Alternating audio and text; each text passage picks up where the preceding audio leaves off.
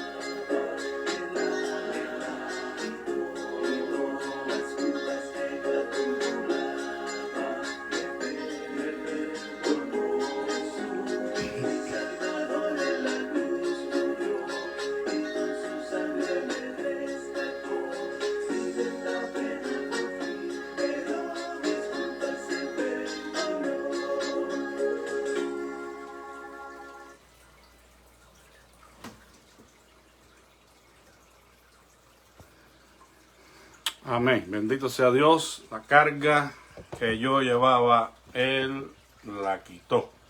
Y alabamos a Dios por esa bendita experiencia que un día tuvimos cuando conocimos al Señor Jesús como nuestro Señor y Salvador, pero que también y de otra manera podemos experimentar en nuestro caminar en la vida, cuando también asumimos cargas y estamos en la necesidad muchas veces de que el Señor pueda ayudarnos a sobrellevar esas cargas. Si no las quita, por lo menos el Señor nos da las fuerzas para que nosotros podamos bregar con esas cargas. Bueno, en esta mañana quiero continuar, como ya dije, con el estudio o la consideración del fruto del Espíritu Santo. Ayer hablábamos de la mansedumbre, hoy vamos a hablar de la templanza. Disculpe, se está desconectando. O también, como aparece en algunas Biblias, el dominio propio, o sea que es la misma cosa. El fruto del Espíritu, dice, es templanza. Vivimos en un mundo donde impera el hedonismo, es decir, la búsqueda del placer y el poder. El hombre dedica toda su energía y fuerza, en la mayoría de los casos, para obtener el placer y para obtener el poder. Son dos cosas que están en el primer lugar en la escala de valores de muchos. Y ese hedonismo se manifiesta una y otra vez en todo el quehacer del hombre. Él quiere hacer lo que sea necesario con tal de obtener placer y poder. Ahora, el dominio propio, esta templanza que es fruto del Espíritu, es visto o considerado como algo raro, fuera de lugar, por muchas personas. Algo fuera del contexto. Realmente no pueden entender cómo es que un creyente, un cristiano, puede, a pesar de todas las adversidades y los contratiempos que pueda tener en la vida, manifestarse con templanza, con el control de sí mismo, el ser el dueño de sí mismo. La palabra para este fruto del Espíritu griega, que no la voy a mencionar porque en mi caso tiene, indica el espíritu que ha dominado sus deseos y su amor al placer. O sea que el fruto del Espíritu se manifiesta en la vida del creyente cuando éste puede tener en su vida victoria sobre sus deseos y su amor al placer. Porque no podemos decir que un cristiano no pueda tener la tentación a satisfacer estas cosas. Todos estamos expuestos a las mismas situaciones que potencialmente pueden hacernos desviar del propósito de Dios en Cristo Jesús. Ahora, el espíritu humano que se ha encontrado con Dios y que ha permitido al Espíritu Santo venir a su corazón y llenarlo, ese espíritu en la lucha contra el deseo y el placer vence. Es decir, se sobrepone a esos deseos carnales y entonces se manifiesta la templanza, el control, el dominio que ejercemos sobre nosotros mismos para no desviarnos del propósito de Dios. Aristóteles distinguía 4 estados con relación a las pasiones, esos deseos fuertes que se manifiestan o que quieren manifestarse en nuestra vida. Él decía que la primera de estos 4 estados consiste en la pasión que ha sido completamente subyugada por la razón. Es decir, esta es una persona que, aunque pueda pensar y aunque pueda razonar, la pasión lo domina.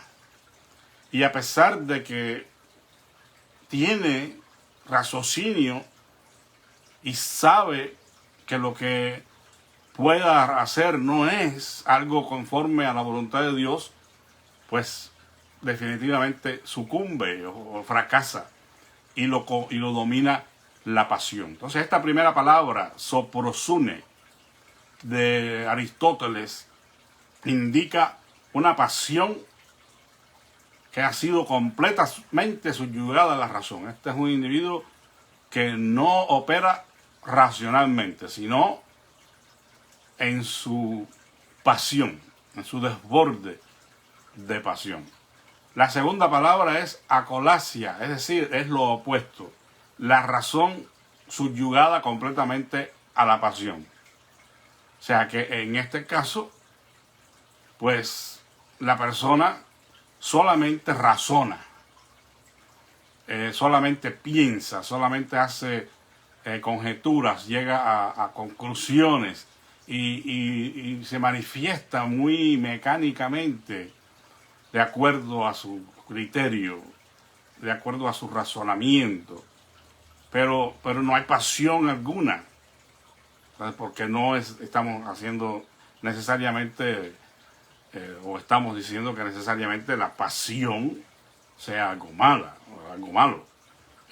Debemos tener pasión porque eso tiene que ver con nuestro espíritu, con nuestro ánimo, con el deseo que hacemos las cosas. Y en este caso, acolasia simplemente indica que el razonamiento está completamente subyugado a la pasión. Ahora, la tercera palabra, acrasia, indica un estado intermedio, donde la razón, los razonamientos luchan contra la gana, contra el deseo, contra la pasión.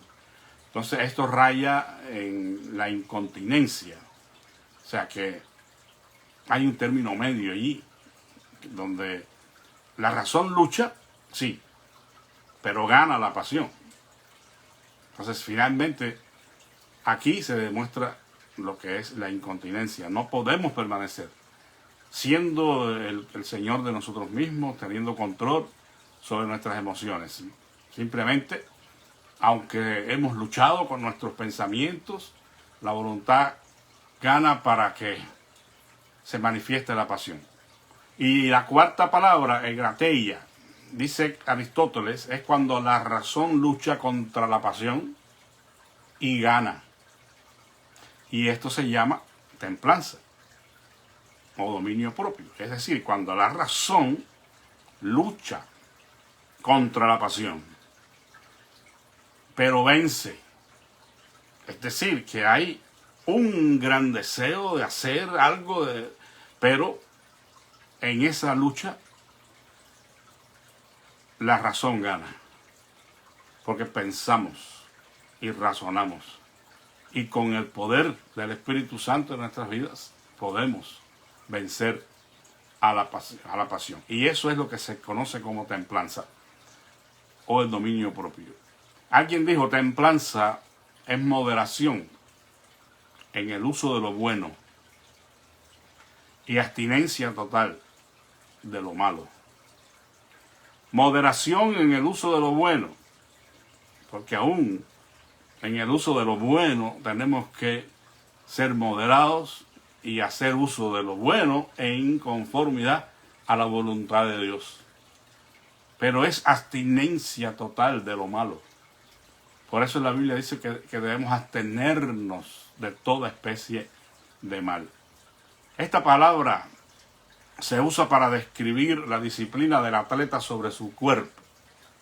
Es una figura que la Biblia usa para dejarnos ver o dejarnos entender la esencia del significado de esta palabra. Es un ejemplo.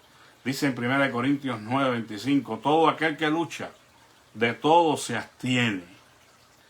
Ellos, a la verdad, para recibir una corona corruptible, pero nosotros una incorruptible.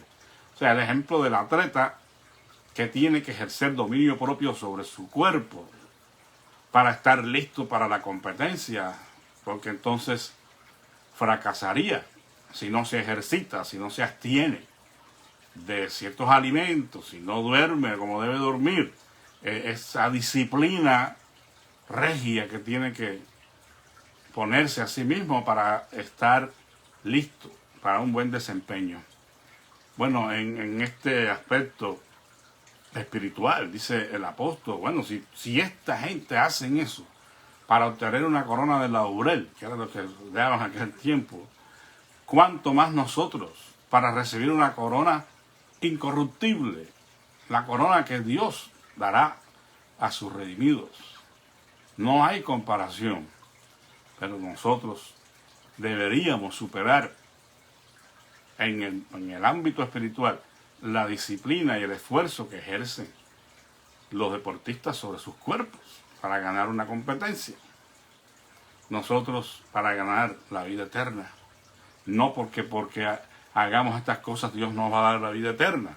La vida eterna es un regalo cuando nos arrepentimos y creemos en Jesucristo, pero también tenemos que demostrar que estamos nacidos de nuevo, que estamos venciendo, que estamos luchando la batalla.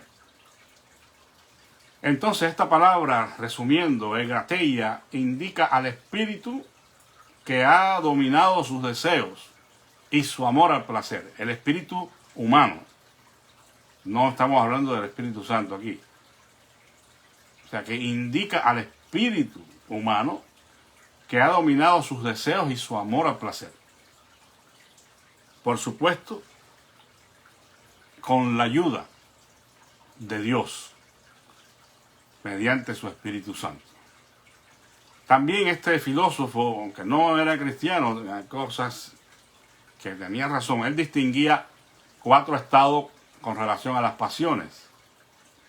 Primeramente dice que describe el dominio sobre los deseos sexuales. Y a pesar de ser un criterio de Aristóteles, nosotros encontramos esta verdad en la Biblia. Dice 1 Corintios 7:9, pero si no pueden controlar su naturaleza, que se casen, pues más vale casarse que consumirse de pasión. O sea, es una versión diferente, pero sabemos el versículo que nos está diciendo. O sea, si antes de estarte quemando, pues cásate. Entonces, la templanza, el dominio propio se manifiesta sobre el control de estos deseos sexuales, que muchas veces sucumbimos ante esta lucha y tenemos que pedir a Dios que nos ayude.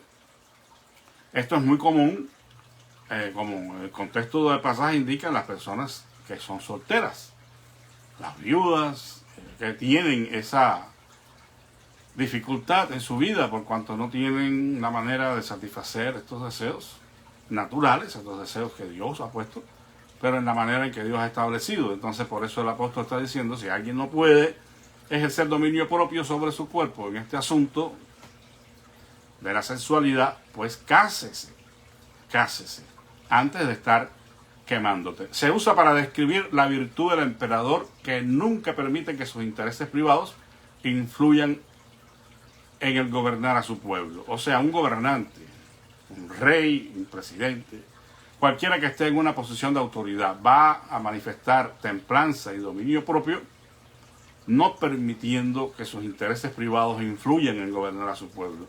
Es decir, que no va a ser un malversador, un hombre o una mujer corrupta que emplee su posición de autoridad para enriquecerse, para satisfacer sus ambiciones. Esto es muy común en nuestro mundo y sobre todo en los políticos, ¿verdad?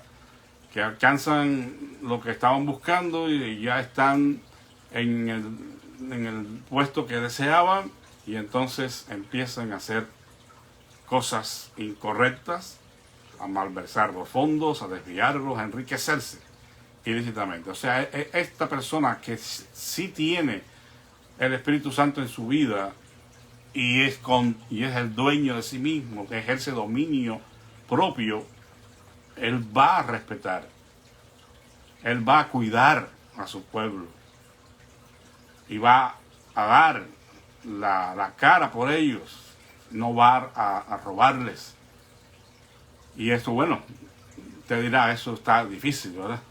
Bueno, si en el dicho caso de que una persona que esté en el ámbito político y conozca al Señor, pues se esperaría de esa persona que en su posición de autoridad, de privilegiada en la política, pues ejerciera su poder para el beneficio del pueblo y no para enriquecerse. Se usa también esta palabra para describir al hombre que se domina tanto a sí mismo que puede servir a otros. Precisamente este es el resultado. Hay tanto control y dominio propio que esta persona desvía la atención hacia sí para ponerla en otros. O sea, como no está interesada en beneficiarse a sí mismo, en servirse a sí mismo, sino en servir a Dios, pronto esta persona estará en el interés más genuino de servir al prójimo.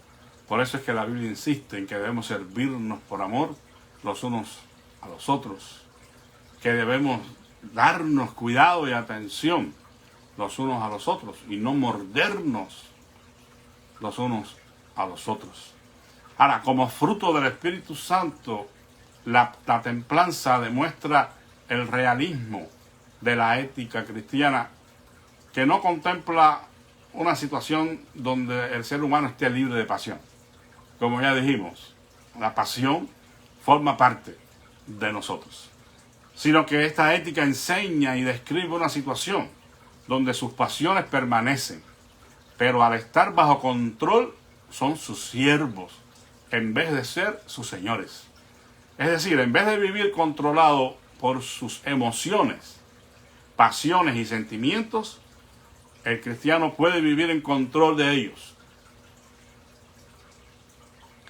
Las pasiones son nuestros siervos, no nuestros señores.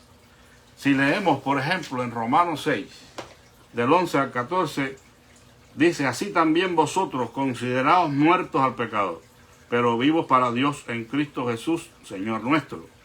No reine, o sea, no domine pues el pecado en vuestro cuerpo mortal, de modo que lo obedezcáis en sus concupiscencias, ni tampoco presentéis vuestros miembros al pecado como instrumentos de iniquidad, sino presentaos vosotros a Dios como vivos de entre los muertos y miembros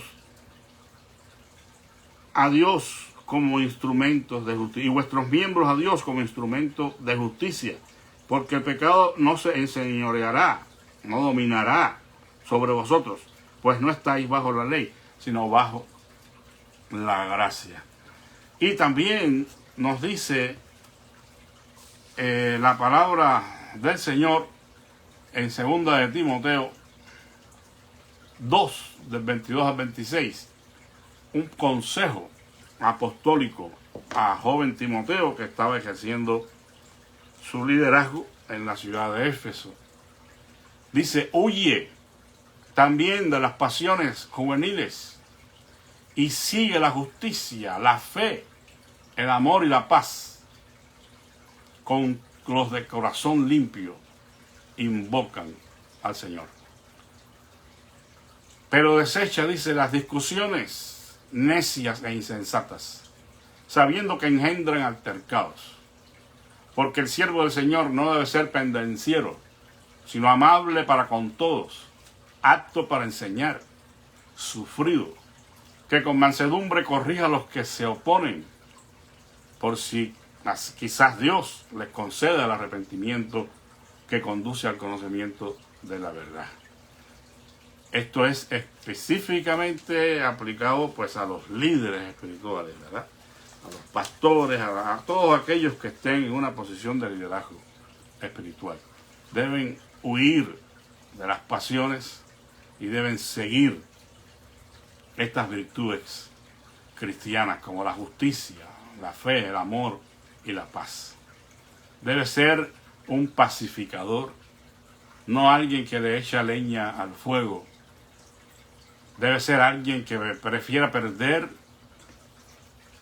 antes que formar, como dice aquí, un altercado. Por eso dice que debe abstenerse de esas discusiones necias e insensatas, aunque nos estén acusando falsamente, aunque lo que estén diciendo no es o no sea cierto.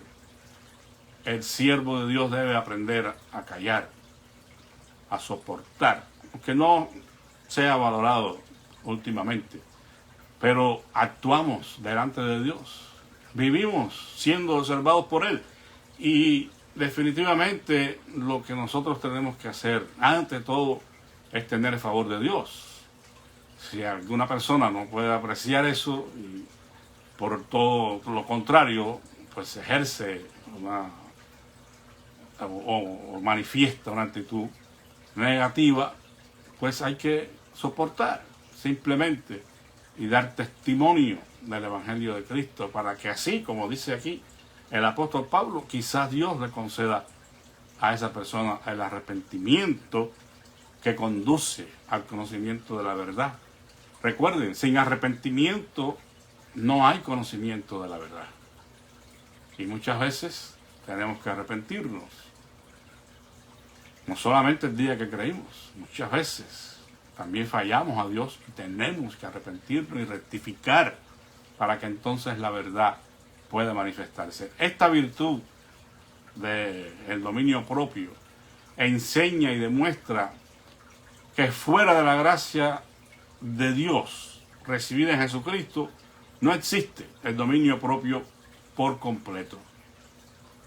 Pues la fuerza de voluntad, hermanos, que nosotros podamos ejercer no basta para guardarnos totalmente de los apetitos de la carne y de las pasiones.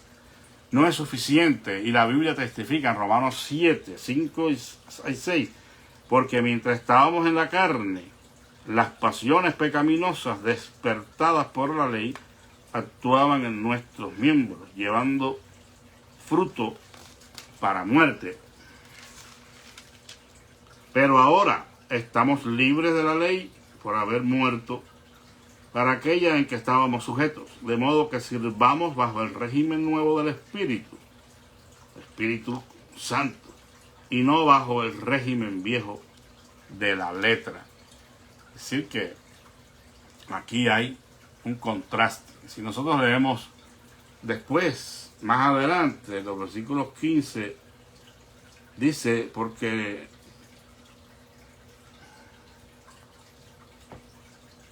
no comprendo mi proceder, pues no pongo por obra lo que quiero, sino lo que aborrezco, eso es lo que hago.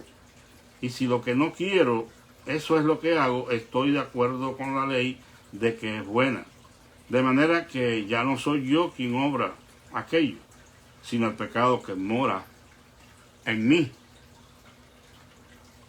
Bueno, sigue la lectura, pero se haría muy largo hasta el versículo 25. Se descubre en nuestra naturaleza la realidad, la existencia de un pecado que gobierna, que quiere gobernar, que quiere estar al mando. Bueno, eso es la lucha que está describiendo aquí el apóstol Pablo.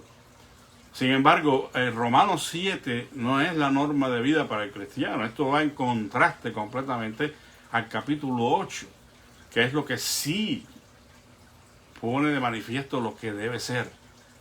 Pues que estamos ahora en el Espíritu. Dice, ahora pues ninguna condenación hay para los que están en Cristo Jesús, los que no andan, los que no se conducen, estando atados conforme a la carne, sino conforme al Espíritu.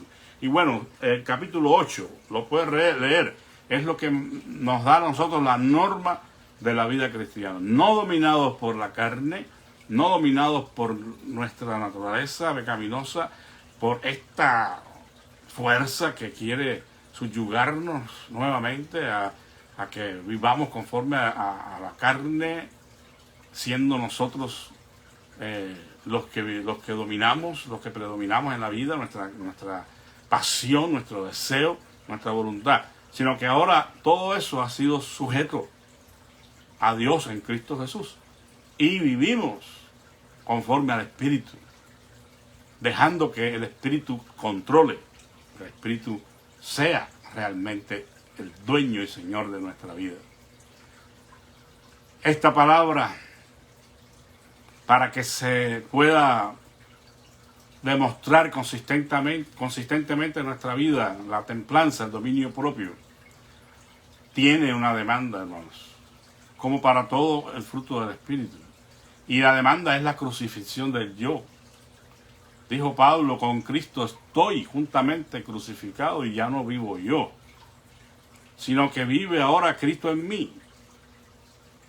Y lo que ahora vivo en la carne, lo vivo en la fe del Hijo de Dios, el cual me amó y se entregó a sí mismo por mí.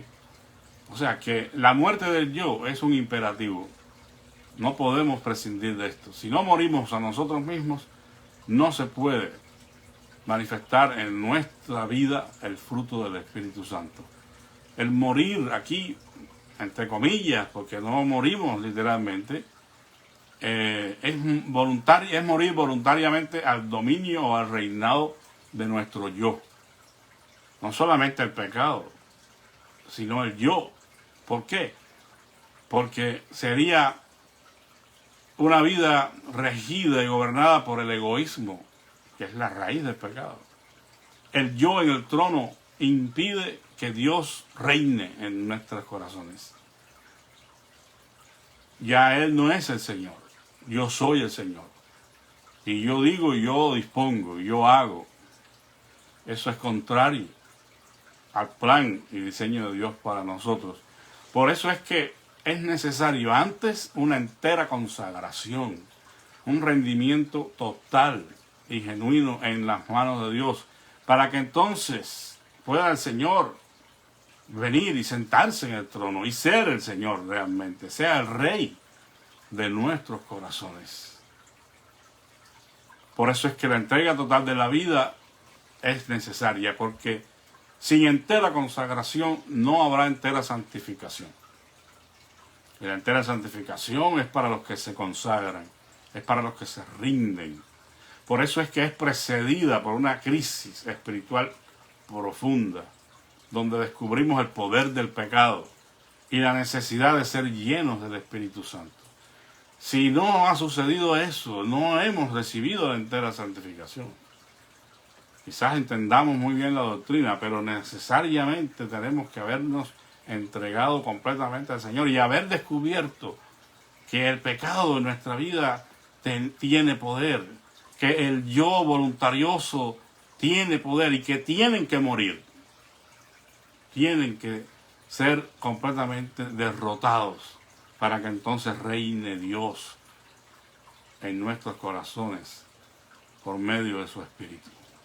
Una vez que esto sucede y somos enteramente santificados o llenos con el Espíritu Santo, el proceso de santificación no se acaba, continúa en nuestra vida, no en el sentido necesariamente de hacernos más puros, pero sí en la formación de nuestro carácter, de nuestra madurez espiritual. Si seguimos siendo los mismos, entonces tenemos que hacer un análisis serio de nuestra condición espiritual. Cada día morimos, dice el apóstol, cada día muero. Bueno, eso indica la continuidad del proceso de santificación hasta que seamos glorificados en su segunda venida. La vida del creyente guiada por el Espíritu Santo no es necesariamente una religión solamente. No es ética o filosofía. Es la vida misma de Cristo. Aunque reconocemos, puntualizamos una vez más, que no hay nada malo con la palabra religión. Hay algunos que dicen, no soy más religioso. Eso es imposible. Si tú crees en Dios y practicas sus mandamientos y tratas de agradarle a Dios, tú eres religioso. Porque la religión es la actividad que liga al hombre con Dios. Algunos dicen, yo dejé de ser religioso. Bueno, no. Usted era un religioso falso. Pero si despertó a la realidad de que el pecado dominaba y que usted todavía mandaba en su vida y necesitaba consagrarse a Dios y vivir ahora para Cristo, usted lo que hizo fue convertirse en un verdadero religioso. Porque la Biblia habla de la religión pura y sin mácula, la religión verdadera, dice Santiago. Entonces nosotros no podemos decir no soy religioso. Sí somos religiosos, porque creemos en Dios y porque practicamos ciertas cosas que Él nos ha mandado para que podamos agradarle y vivir en comunión con Él. Dice la Escritura, por lo tanto, ya que ustedes han sido resucitados con Cristo, busquen Colosenses, busquen las cosas del cielo, donde está Cristo sentado a la diestra de Dios. Piensen en las cosas del cielo, no en las de la tierra, pues ustedes murieron y Dios les tiene reservado el vivir con Cristo. Cristo mismo es la vida de ustedes. Cuando Él aparezca, ustedes también aparecerán con Él llenos de gloria. Colosenses 1, 3 del 1 al 4. Amados hermanos, que Dios nos ayude a vivir la vida en el Espíritu. Que la templanza, el dominio propio, pueda manifestarse en nosotros a la hora de tomar decisiones, a la hora de abrir nuestros labios. Dios nos ayude y nos dé ese control para que el Espíritu Santo sea el Señor en nuestra vida, para que sea Jesús en nosotros. Recuerden que la máxima del Nuevo Testamento es esa, que nos parezcamos cada día más a Cristo. Pablo decía que a los Gálatas que él sufría dolores de parto hasta que Cristo fuera formado en ellos. Si otra cosa estamos haciendo, estamos perdiendo el tiempo, estamos errando al blanco de la voluntad de Dios. Y necesitamos entonces arrepentirnos y volver al camino, porque el arrepentimiento es rectificación. Y los cristianos también son llamados al arrepentimiento, a la rectificación, a volver al mandamiento del Señor. Que el Señor les bendiga y tengan un feliz día. Antes que se me olvide, quiero felicitar a nuestro hermano Emanuel Padilla, que está cumpliendo años. Le deseamos, o le deseo, ¿verdad?, un día muy feliz, lleno de bendiciones. Y también a nuestra hermana Caridad Arbona, es la esposa de un pastor amigo que está cumpliendo años. Que Dios les bendiga y le bendiga a ella también junto a su esposo. Muchos años más de bendición para ustedes. Vamos a terminar con una oración. Te damos gracias, Padre, en esta mañana una vez más por la oportunidad de compartir tu palabra. Te ruego que haya sido de bendición para todos. Te pido, Padre amado, en este día una bendición muy especial para nuestros hermanos Emanuel Padilla y Caridad Arbona, a los que tú le estás regalando un año más de vida. Llénales de tu gracia y tu bendición y sígueles conduciendo en esta senda de la santidad, en este camino de salvación. Guárdales y ayúdales en cualquiera que sea la necesidad que tengan. Así, Padre, gracias porque tú has continuado escuchando nuestras oraciones y obrando en favor de tu pueblo. Nos has regalado, Señor, bendiciones de ver la salud de algunos restaurada y la bendición de que no haya ninguna novedad entre nuestros hermanos. Padre, gracias por el privilegio de servirte. Oramos humildemente en el nombre y por los méritos de nuestro Señor Jesucristo. Amén. La paz de Cristo sea con todos. Muchas gracias por escuchar, amados hermanos. Amén.